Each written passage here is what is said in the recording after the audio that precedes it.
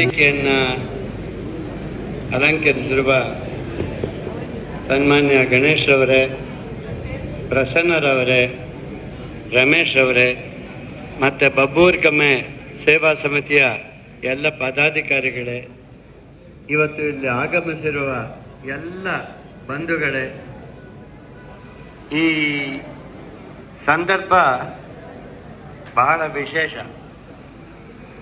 ನಾನೊಬ್ಬ ಅಧ್ಯಾಪನ ಬಹುಶಃ ಹಿಂದಿನ ಕಾಲದಿಂದಲೂ ಅದು ಪ್ರಾಸ್ತಾವಿಕವಾಗಿ ಒಂದು ಸಂಸ್ಥೆಯಲ್ಲಿ ಅಲ್ಲದೆ ಹೋದ್ರೂ ಜೀವನದಲ್ಲಿ ಯಾರೋ ಮಾರ್ಗದರ್ಶಕರು ಇರ್ತಾ ಇದ್ರು, ಅವ್ರನ್ನ ಅಧ್ಯಾಪಕರೇ ಒಂದಲ್ಲ ಒಂದು ಅರ್ಥದಲ್ಲಿ. ತಾಯಿಯಿಂದ ಶುರುವಾಗುತ್ತೆ.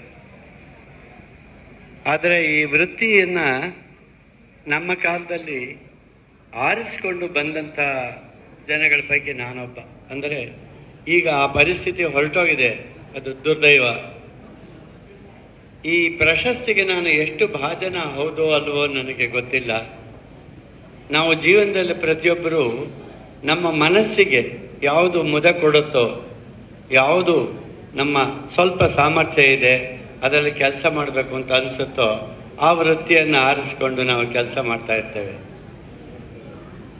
ಈ ಪ್ರಶಸ್ತಿ ಒಬ್ಬ ಮಹಾನ್ ಆಚಾರ್ಯರು BM ಶ್ರೀ ಅವರ ಹೆಸರಿನಲ್ಲಿ ಯಾವುದು ಸ್ಥಾಪಿತವಾಗಿದೆ, ಅದನ್ನು ನಾನು ಇವತ್ತು ಸ್ವೀಕರಿಸಿರೋದು ನನಗೆ ಅವರ ದೊಡ್ಡ ಆಶೀರ್ವಾದ ಅಂತ ಭಾವಿಸ್ತೇನೆ.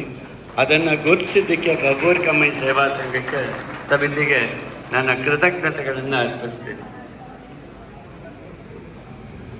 ಇದು ನನ್ನ ಸಾಧನೆಗೆ ಬಂದಿದ್ದು ಅಥವಾ ನಾನೇನೋ ಮಾಡಿದೆ ಅಂತ ಖಂಡಿತ ಭ್ರಮೆ ನನಗೆ ಇಲ್ಲ, ಇರಬಾರದು.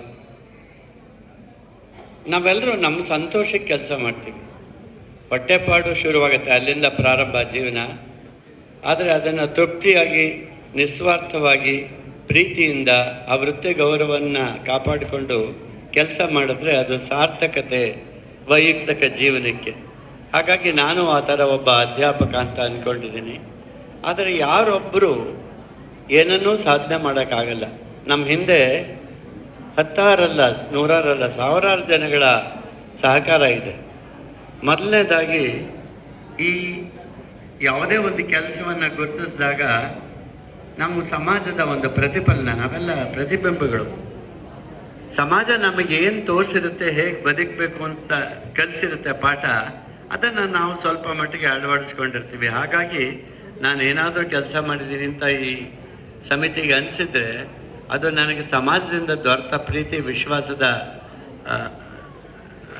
ಒಂದು ಅಂಕುರ ಅಷ್ಟೇ.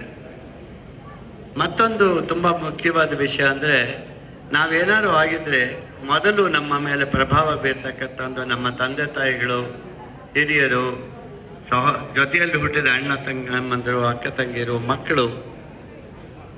ಅದರಲ್ಲೂ ಒಬ್ಬ ಗಂಡಸಿಗೆ ಹೆಂಡತಿಯಿಂದ ಸಹಕಾರ ಸಿಗದೆ ಹೋದರೆ ಏನೂ ಸಾಧ್ಯ ಇಲ್ಲ ಸಾಧನೆ ಮಾಡೋದಕ್ಕೆ. ಹಾಗಾಗಿ ನನ್ನ ಶ್ರೀಮತಿ ಮತ್ತು ನನ್ನ ಮಕ್ಕಳು, ನಮ್ಮ ಹಿರಿಯರು ಎಲ್ಲರಿಗೂ ನನ್ನ ನಮಸ್ಕಾರಗಳನ್ನ ನನ್ನ ಕೃತಜ್ಞತಾಪೂರ್ವಕವಾಗಿ ಈ ಸಂದರ್ಭದಲ್ಲಿ ತಿಳಿಸೋಕೆ ಬಯಸ್ತೇನೆ. ಮತ್ತು ಹಾಗೇನೆ ಬಡಹೊಟ್ಟದವ್ರ ಜೊತೆಗೆ ಬೇಕಾದಷ್ಟು ಜನ ಅಧ್ಯಾಪಕರು, ನಮ್ಮನ್ನು ಒಂದು ಕಲ್ಲನ್ನು ಒಂದು ಮೂರ್ತಿಯಾಗಿ ಮಾಡೋರು ಅಧ್ಯಾಪಕರು. ಹಾಗಾಗಿ ಅವರೆಲ್ಲರ ಇದು ಏನೋ ಒಂದು ಸಹಕಾರ ಇಲ್ಲದೆ ಹೋದ ನಾನು ಇವತ್ತಿದ್ದನ್ನು ಏನೂ ಮಾಡೋಕ್ಕಾಗ್ತಿರ್ಲಿಲ್ಲ. ಅಂದರೆ ನಾವು ಸಮಾಜದ ಋಣ ಅಂತ ಏನಾದ್ರು ಒಂದು ಗುರುತಿಸ್ಕೊಳ್ಳೋದಾದರೆ ನಾವು ಇಂಡಿವಿಜುವಲಿ ಏನೂ ಮಾಡೋಕ್ಕಾಗಲ್ಲ.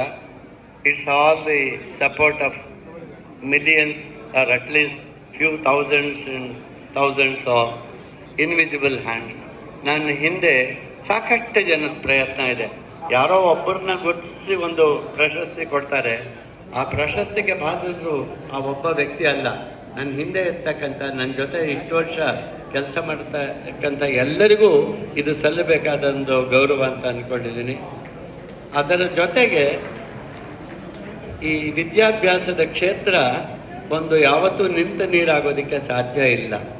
ನಾವು ಕಲಿತ ಕಾಲದಲ್ಲಿ ಎಲ್ಲ ರೋಡ್ ಮೆಮೊರಿ, ಅಂದರೆ ಜ್ಞಾಪಕ ಇಟ್ಕೋ, ಎಕ್ಸಾಮಲ್ಲಿ ಹಾಗೆ ಬರೀ, ಆವಾಗ ಪೂರ್ತಿ ಅಂಕಗಳು